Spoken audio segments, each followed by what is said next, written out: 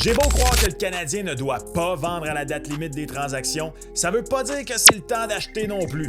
Sauf que le temps va peut-être venir plus rapidement que prévu pour un petit achat pas du tout impulsif. Non monsieur, c'est ton boy Max. Salutations distinguées aux membres de la chaîne.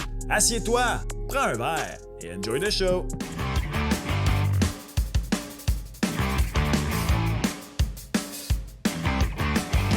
What's up tout le monde, c'est ton boy Max. Une des questions qu'on me pose le plus dernièrement est en lien avec des possibles acquisitions du Canadien. Oui, des acquisitions, pas des joueurs à vendre. Du monde qui viendrait aider l'équipe. Wow, 2025. Quelle année! Soyons honnêtes, le marché montréalais étant ce qu'il est, avec l'équipe soudainement en pleine bataille pour une place en série, vous êtes plusieurs à vouloir voir Hughes bouger là. Ton boy n'est pas rendu là. À moins que ce soit une transaction long terme. Probable? Non, je pense pas. Pas tant. Possible? Oui, j'imagine. Glory K a envoyé un sondage dans le groupe Discord, la communauté Discord de la chaîne, demandant qui serait le joueur que vous voulez voir le CH aller chercher. Et il a pas mal réuni tous les noms que vous ne cessez de me donner en commentaire. En passant, la communauté Discord fait partie des avantages des membres de la chaîne. Vous êtes maintenant au-dessus de 125 à être devenus membre. Tu veux faire comme eux? Clique sur le lien dans la description si tu veux toi aussi devenir membre de la chaîne. Il y a plusieurs niveaux d'abonnement avec des privilèges différents. Vous avez aucune idée à quel point les membres contribuent à faire croître la chaîne à vitesse grand V. Je vous en suis extrêmement reconnaissant. Sinon, c'est bien correct, mais à tout le moins, fais plaisir à ton boy si jamais c'est pas encore fait. Abonne-toi, ça coûte rien et ça prend 2 secondes. Puis même 2 secondes, je pense que j'exagère un peu. Là. Ça prend le temps que ça a pris à Jim dans le premier American Pie. Je les ai classés selon 2 critères. Strictement hockey, donc on oublie le contrat, le prix que ça coûterait à aller les chercher, les chances qu'il quitte son équipe. Donc, strictement d'un point de vue hockey, on prend ce gars-là, puis comment il s'agence dans l'alignement du Canadien, à quel point il est un joueur qui améliore immédiatement le Canadien de Montréal, les besoins. Et deuxième critère, la faisabilité. D'un point de vue prix à payer, mais aussi d'un point de vue réaliste. On mélange ces deux affaires-là, ça donne un résultat. Donc, sans plus tarder, Dylan Cozens, joueur de centre, 6 pieds 3, 23 ans. J'aimais beaucoup Cozens, j'avais beaucoup aimé ce qu'il avait fait avec l'équipe Canada junior, mais il y a comme 3 problèmes avec lui. Le plus gros, c'est le contrat.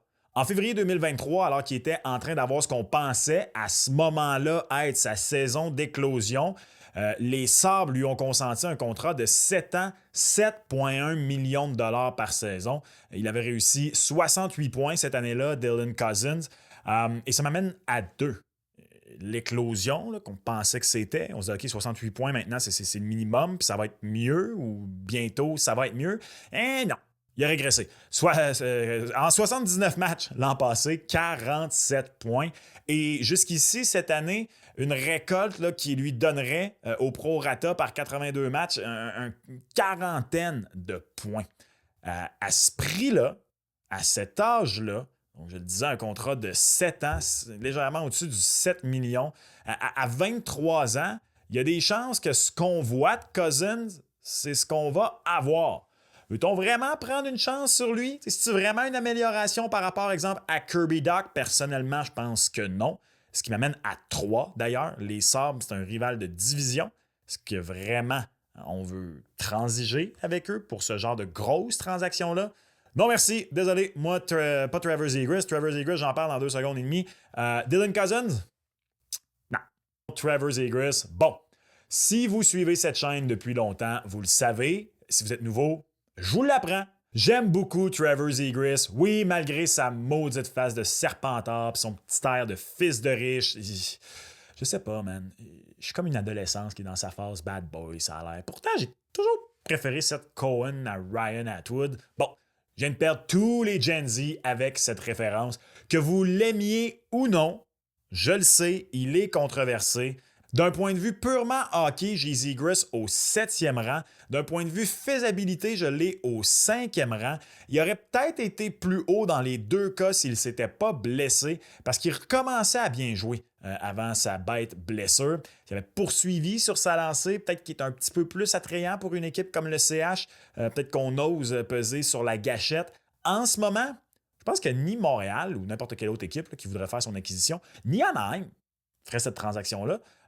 Puis je pense d'ailleurs qu'il va rester dans le comté de l'Orange pour un petit beau Zegras.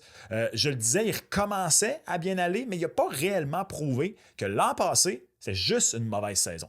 Donc Anaheim voudra certainement pas le vendre à rabais, puis à moins de l'avoir un méchant rabais, je sais pas moi, là, Boxing Day ou solde d'après Noël, maintenant qu'ils sont avant Noël, peu importe. Je pense pas que le CH va payer plein prix pour un gars. T'es si peu convaincu. Là. Je l'ai dit, j'ai beau l'aimer, Zegras. En ce moment, non. C'est au moins à 50% de rabais, puis il sera pas à 50% de rabais. Ou au moins à Anaheim, je sais pas, moi, payer 2 taxes, là, quelque chose comme. Je dois vous avouer que mon petit rêve, là, que je chéris, de voir les deux petits tannants, Caulfield et Zegras, ensemble à Montréal, et commence à mourir un petit peu. Petit feu. Mitch Marner, d'un point de vue purement hockey, je l'ai au 6e rang. C'est que je pense que ce que le CH a réellement besoin dans son top 6, c'est un centre. Pas d'un ailier. Mais un ailier de la capacité de Mitch Marner qui devient agent libre, ça n'arrive pas souvent. Donc oui, je le placerai devant Cousins, je le placerai devant Trevor Zegras. C'est un bien meilleur joueur de hockey. Du moins à ce stade-ci de tous leurs carrières respectives. Là. Fait que, mais-en que je placerai un appel pour savoir quelles sont les demandes. Est-il intéressé à faire un Johnny Damon puis de passer des Leafs aux Canadiens? Sauf que, d'un point de vue faisabilité, je le vois pas. Je le vois pas pour deux raisons. Un, je pense pas qu'il va devenir agent libre. Je pense vraiment qu'il signe à Toronto. On va trouver une façon de le garder. Et deux, s'il devient agent libre, c'est pas à Montréal que je le vois signer. Je le vois aller ailleurs. Il a joué pour Toronto longtemps. C'est un gars de l'Ontario. Puis après tout ce qui s'est passé à Toronto dans les dernières années, je serais pas si surpris que ça qu'il ait envie d'un endroit un petit peu plus chill. Elias Pettersson, d'un point de vue purement hockey, il est 2e sur ma liste. Je vous vois venir les détracteurs d'Elias Pettersson. Et oui, si tu portes attention et que tu n'es pas en train de faire ta recette Ricardo, tu t'es rendu compte que ton boy s'est changé en plein milieu d'une vidéo pour revêtir son chandail d'Elias Pettersson. Pourquoi? Ben d'abord parce que c'est un Christy de beau chandail, puis si vous n'êtes pas d'accord, vous n'avez pas de goût. Blague à part parce que vous pouvez l'appeler soft. Gars qui se présente pas quand ça compte. Joueur de saison régulière. Gars de séquence. Peu importe. Elias Pettersson et Nick Suzuki, 26 et 25 ans respectivement, t'as une des meilleures lignes de centre de toute la LNH, ou du moins un des meilleurs one-two punch au centre. Pourquoi? Les 6-7 prochaines années, les deux joueurs, à mon avis, se complètent, voient leur charge de travail allégée par l'autre. Tu as probablement un gars de 90 à 100 points en saison régulière en Pettersson, un autre de 80 à 90 en Suzuki. Plus Suzuki, lui, c'est un gamer qui a prouvé dans le junior et même en série 2021 qu'il peut offrir du gros hockey en séries éliminatoires. Pour moi, il y a zéro inquiétude à avoir d'un point de vue strictement hockey de voir Elias Pettersson débarquer à Montréal. Pourquoi est-il si bas, donc, quand même, sur la liste? Parce que faisabilité, je l'ai mis carrément dernier. Il vient de dire aux Canucks, selon Elliot Friedman, qu'il ne veut pas être échangé. Il n'y a pas de clause de non-mouvement encore. Elle entre à la fin de la saison, sa clause de non-mouvement. C'est pour ça qu'il y a des rumeurs de transactions, entre autres, entourant Elias Pettersson. Mais si je suis les Canucks, c'est le genre d'engagement que je veux de sa part, puis ça me convainc de le garder. Et bye-bye, JT Miller. Mais aussi, même si on l'échange, le prix va être ben trop élevé pour une équipe comme Montréal. Les Canucks vont vouloir à tout le moins un ou des joueurs qui peuvent jouer là. Donc, est-ce que c'est Kirby Dach? Est-ce que c'est Slafkovsky? Est-ce que c'est même Cole Caulfield? Probablement qu'il y a un centre là-dedans. Peut-être même qui dirait one-on-one Nick Suzuki. J'adore Elias Pettersson, mais 1 contre 1 pour Suzuki. Je sais pas, je pense pas que tu t'améliores proprement dit. Au mieux, t'en ressors kiff-kiff. Fait que chacun garder les vôtres, puis en plus de ça, Suzuki, c'est ton capitaine. Bref. Coûterait trop cher. Transaction coûterait trop cher. Nick Ehlers, un joueur que vous ne cessez de mentionner depuis une rumeur lancée par Frank Seravalli, comme quoi il faudrait surveiller une potentielle réunion Ehlers l'aîné à Montréal. D'un point de vue purement hockey, je l'ai mis 6e. Parce que, je l'ai dit un peu plus tôt, tous les centres de cette liste, sauf Cousins et Zegras, pour moi, sont devant Ehlers. simplement pour une question de besoin à Montréal. J'ai beaucoup plus confiance dans les ailiers qui sont présentement dans le système que les joueurs de centre. 2, ou du moins à court terme, là, parce que là, je vous vois déjà venir en commentaire. Michael Hayes, Owen Beck. Oui, mais pour l'an prochain, là, mettons. 2, parce que les ailiers. 2, parce que chez les ailiers, si on parle strictement hockey, bien sûr que je prends Rantanen puis Marner avant. Puis honnêtement, mettez votre haine des Leafs de côté un instant si vous avez de la haine pour les Leafs. Hein. Si vous me dites que vous prenez Ehlers avant Marner, ouais, il y a des très bons arguments. D'un point de vue faisabilité, je l'ai au premier rang, par contre. Winnipeg est au premier rang de l'Ouest au moment de l'enregistrement de cette vidéo. Et à moins que Ehlers dise catégoriquement qu'il y a 100% de chances qu'il quitte, je pense qu'on va prendre le risque de le garder, aller en série avec lui. Après ça, il va être dur à signer du côté de Winnipeg. Est-ce que lui va vouloir rester là? Est-ce qu'il va vouloir vraiment tenter sa chance sur le marché? S'il devient agent libre, le fit est intéressant. Il y a beaucoup de bons ailiers chez le Canadien prévus pour l'an prochain. Je le disais, tu as Caulfield, Slafkovsky, l'aîné, probablement Demidov. Mais l'équipe n'est définitivement pas encore dans une situation où il y a trop de bons ailiers puis que tu refuses un gars comme Ehlers si jamais son objectif, c'est effectivement de venir à Montréal. Il pourrait peut-être même jouer un rôle sur un troisième trio, un excellent troisième trio. Là, ça serait peut-être un peu cher à payer là, pour un joueur de troisième trio, surtout que Gallagher et Anderson en ce moment dans ces rôles-là. Anyways, je peux vraiment voir ce genre de fit-là à Montréal, un gars comme Nick Ehlers. Sam Bennett, 4e d'un point de vue hockey. Je pense que Bennett est exactement le type de joueur dont le Canadien aurait besoin au stade où il va être. Centre, gaucher, viendrait épauler Nick Suzuki, probablement alléger Kirby Dach qui resterait lui aussi à Montréal. Un vétéran qui a gagné la Coupe Stanley, du gros papier sablé. Combien il va coûter par contre? Parce que s'il quitte la Floride, c'est comme agent libre sans restriction et c'est parce que les Panthers auront eu des choix difficiles à faire et qu'on n'est pas capable de répondre à ses demandes salariales. Combien d'années également? Bennett n'est plus exactement un jeune loup, fin vingtaine, mais je pense que c'est peut-être vraiment le parfait vétéran.